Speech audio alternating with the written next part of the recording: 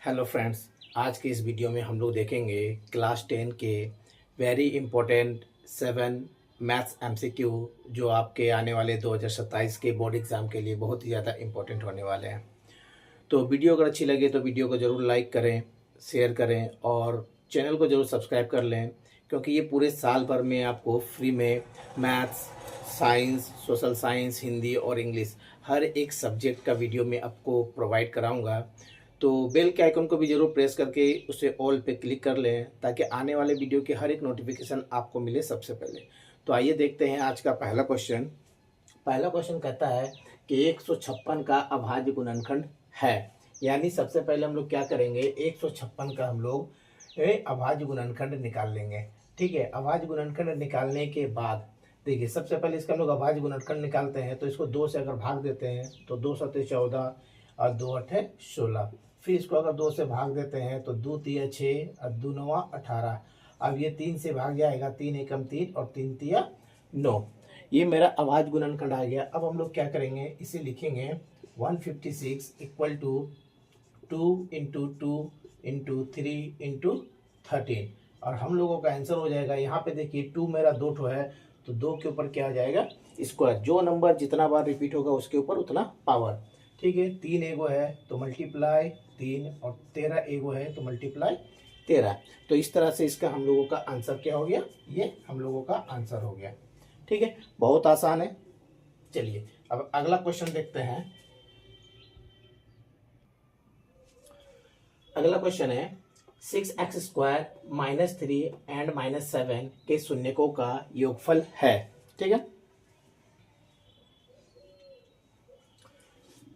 तो देखिए अब हम लोग इसको देखते हैं, इसको बनाते हैं। ठीक है, ऐसे तो इसको डायरेक्ट भी हम लोग आंसर लिख सकते हैं, लेकिन इसको हम लोग क्या करेंगे, सॉल्व करके इसको बनाएंगे। सबसे पहले हम लोग इसका मिडिल टर्म निकालेंगे। तो मिडिल टर्म में क्या आता है कि 6x² -7x एंड -3। पहले इसको हम लोग सीरीज में बैठा लेंगे। उसके बाद अब देखिए 6x² यहाँ पे माइनस और ये ब्रैकेट माइनस, यहाँ x और यहाँ पे -3।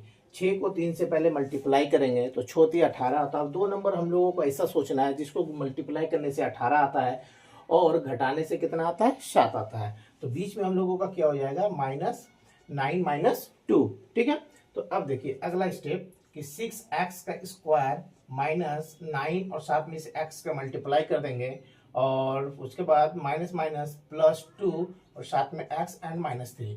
अब हम लोग क्या करेंगे, कॉमन निकालेंगे। ठीक है, तो इन दोनों में हम लोगों का कॉमन क्या है, इन दोनों में कॉमन निकालना है। इन दोनों में हम लोग का कॉमन है 3x²। तो यहाँ क्या बच जाता है 2x और यहाँ बच जाता है 3।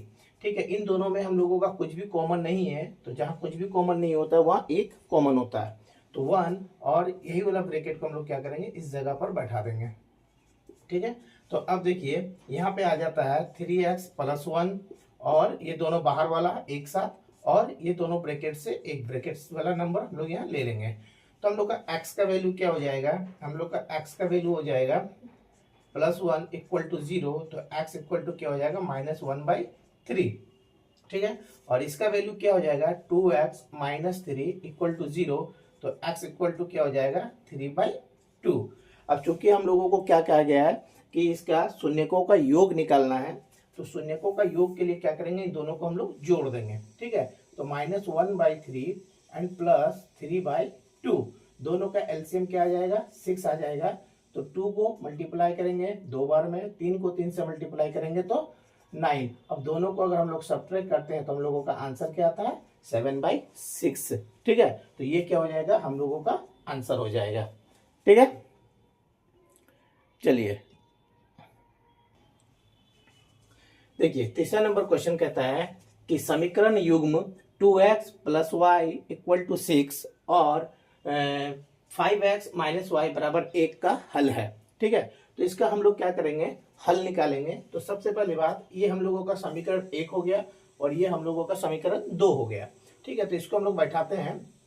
कैसे बैठाएंगे कि 2x + y = 6 और इसके नीचे में इसको बैठा देंगे।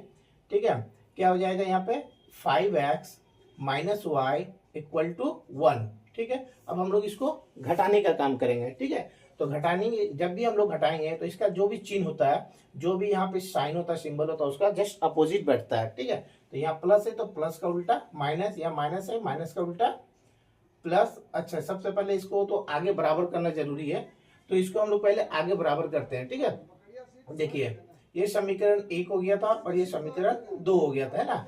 तो यहाँ पे मेरा 2 है, यहाँ पे मेरा 5 है, दोनों को हम लोगों को इक्वल करना पड़ेगा। तो इक्वल कैसे करेंगे, तो ऊपर वाले को 5 से मल्टीप्लाई करेंगे और नीचे वाले को क्या करेंगे हम लोग 2 से मल्टीप्लाई करेंगे। अब इसको अगर हम लोग मल्टीप्लाई करते हैं तो 10x और 5 को y से मल्टीप्लाई करेंगे तो 5y, और 5 को अगर 6 से मल्टीप्लाई करते हैं तो 30, 2 को अगर 5 से गुना करते हैं तो 10x, माइनस 2 को y से गुना करते हैं तो 2y, और 2 को अगर 1 से गुना करते हैं तो 2। अब इसका हम लोग क्या करेंगे, सब्ट्रैक्ट करेंगे। ठीक है, तो देखिए प्लस माइनस ये कट गया, ये दोनों को अगर हम लोग जोड़ देते हैं तो 7y, और ये दोनों को अगर हम लोग जो घटा देते हैं तो हम लोग का कितना आता है 28। तो y इक्वल टू हम लोगों का आंसर कितना आ जाएगा, y इक्वल टू आ जाएगा हम लोगों का 4। ठीक है, तो y जब हम लोग का 4 आ गया तो अब हम लोग क्या करेंगे, इस y के वैल्यू को हम लोग समीकरण 1 या समीकरण 2 में पुट करेंगे। ठीक है, तो हम लोग क्या करते हैं, डायरेक्ट लिखते हैं कि y का मान 1 में रखने पर, 1 में रखने पर। ठीक है, तो समीकरण 1 क्या है हम लोगों का, 2x plus y equal to 6 है। ठीक है ना, तो 2 का 2x और y का वैल्यू 4 आया है तो प्लस 4 इक्वल टू कितना 10। ठीक है, अब देखिए 2x इक्वल टू क्या हो जाएगा 6 माइनस 4, और x इक्वल टू क्या हो जाएगा, यहाँ से दोनों घट जाएगा तो 2, और ये 2 आके कहाँ बैठेगा नीचे, तो 2 कट जाएगा तो क्या आ जाएगा 1। तो हम लोगों का आंसर क्या हो गया, हम लोगों का आंसर हो गया x बराबर आपका 1 और y इक्वल टू हम लोगों का हो गया 4। ठीक है, y इक्वल टू 4, ये हो जाएगा हम लोगों का आंसर। ठीक है, देखिए अगला क्वेश्चन है, क्वेश्चन नंबर 4 क्या कहता है कि एपी, ये एपी के सवाल का है, एपी 13 माइनस 20 माइनस 13 27 4 का 30वां पद क्या होगा। ठीक है, तो देखिए यहाँ पे इसको हम लोग एपी के रूल से बनाएंगे। जैसे कि हम लोगों का यहाँ पे a1 बराबर दे दिया है कितना 13, हम लोगों का d बराबर आ जाएगा 20 माइनस 13 इक्वल टू 7, और हम लोगों का यहाँ पे n बराबर दे दिया है 30। ठीक है, n बराबर दे दिया है 30। अब हम लोग इसको क्या करेंगे, n के फॉर्मूला में बैठाकर हम लोग n का वैल्यू निकालेंगे। ठीक है, तो an इक्वल टू फॉर्मूला होता है a प्लस n माइनस 1 और गुना में d। ठीक है, तो देखिए a का वैल्यू कितना है 13 है, प्लस n का वैल्यू कितना है 30 है, माइनस 1, और d का वैल्यू कितना है, d का वैल्यू 7 है। ठीक है, अब देखिए 13 का 13 प्लस दोनों को अगर मल्टीप्लाई घटा देते हैं तो कितना आएगा 29 इंटू कितना हो गया 7। ठीक है, अब सबसे पहले इसको हम लोग मल्टीप्लाई करेंगे, तो 7 9 63 का 3, हाथ में बचा 6, 7 दूना 14 और 6 20, और यहाँ पे हम लोग का कितना है 13। तो सब मिला के हम लोगों का आंसर कितना हो जाएगा 216। ठीक है, तो ये हो जाएगा हम लोगों का आंसर।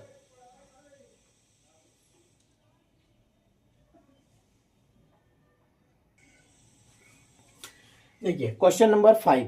ठीक है, क्वेश्चन नंबर 5 क्या कहता है कि बिंदुओं 2,5 और 4,7 को मिलाने वाली रेखाखंड का मध्य बिंदु क्या होगा। मध्य बिंदु का मतलब हो जाता है कि ये एक रेखाखंड है, यहाँ हम लोग इसको मान लेते हैं a, इसको हम लोग मान लेते हैं b। ठीक है, इसका वैल्यू कितना दिया है, इसका वैल्यू दे दिया है 2,5 और इसका वैल्यू दे दिया है 4,7।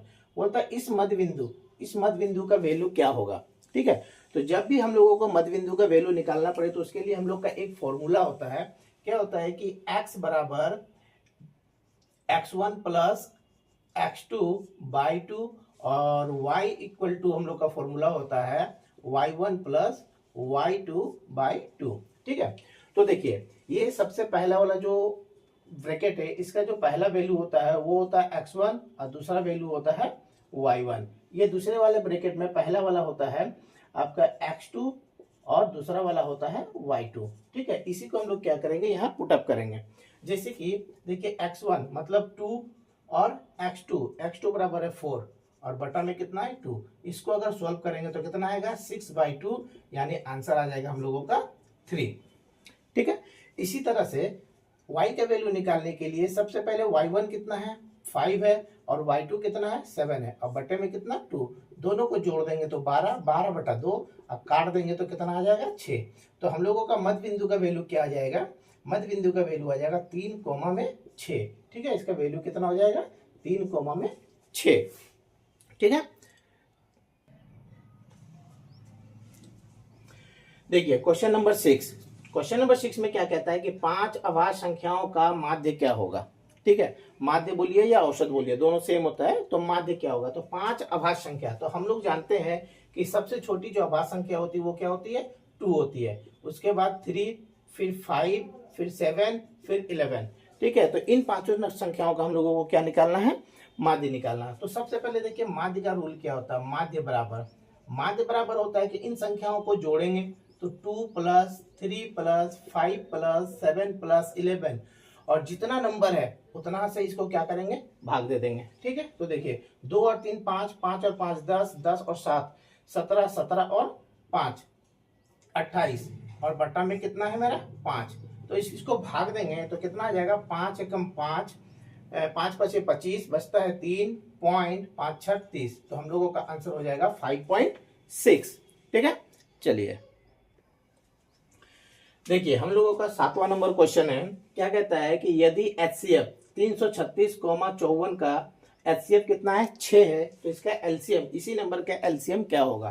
तो इसके लिए हम लोगों के पास एक फॉर्मूला होता है। क्या होता है कि पहली संख्या गुणा दूसरी संख्या बराबर होता है LCM × HCF। ठीक है, तो देखिए पहली संख्या हम लोगों का कितना है, 336 है, दूसरी संख्या कितना है, 54 है।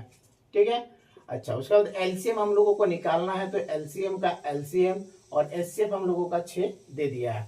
तो एलसीएम इक्वल टू हम लोगों का क्या हो जाएगा, एलसीएम इक्वल टू हो जाएगा 336 गुणे में 54 और बटा कितना है हम लोगों का 6।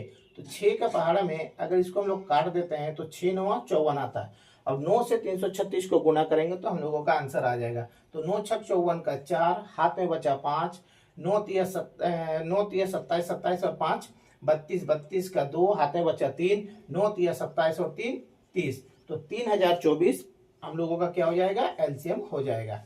ठीक है, तो चलिए अगला क्वेश्चन देखते हैं। 8वां नंबर क्वेश्चन है। कहता है कि एक शंकु के आधार की त्रिज्या 5 सेंटीमीटर और ऊंचाई 12 सेंटीमीटर है, तो शंकु की तिर्यक ऊंचाई क्या होगी। ठीक है, तो शंकु की तिर्यक ऊंचाई निकालना है। तो देखिए हम लोगों का यहाँ पे दे दिया है, ऊंचाई दे दिया है और आधार का त्रिज्या दे दिया। हम लोगों को क्या निकालना है, इस तिर्यक ऊंचाई को निकालना है। ठीक है, इस तिर्यक ऊंचाई को निकालना। तो तिर्यक ऊंचाई को निकालने का एक फॉर्मूला होता है। तिर्यक ऊंचाई को चूंकि L कहते हैं, यहाँ पे हम लोगों का R बराबर दे दिया है 5 सेंटीमीटर और H बराबर दे दिया है 12 सेंटीमीटर। ठीक है, L इक्वल टू हम लोगों को निकालना है। तो L इक्वल टू फॉर्मूला होता है √R² प्लस H का स्क्वायर। ठीक है, तो देखिए R का स्क्वायर कितना है, R कितना है 5 है और H कितना है 12 है। ठीक है, इन दोनों का स्क्वायर कर देना है। अब देखिए 5 का स्क्वायर कितना 25 और 12 का स्क्वायर 144। ठीक है, इस दोनों को अगर हम लोग जोड़ते हैं तो जोड़ने से कितना आता है 169, और 169 का वैल्यू कितना होता है 13। ठीक है, तो 13 सेंटीमीटर हम लोगों का क्या हो जाएगा, L हो जाएगा 13 सेंटीमीटर। ठीक है, तो चलिए मिलते हैं अगले वीडियो में। Thank you for watching.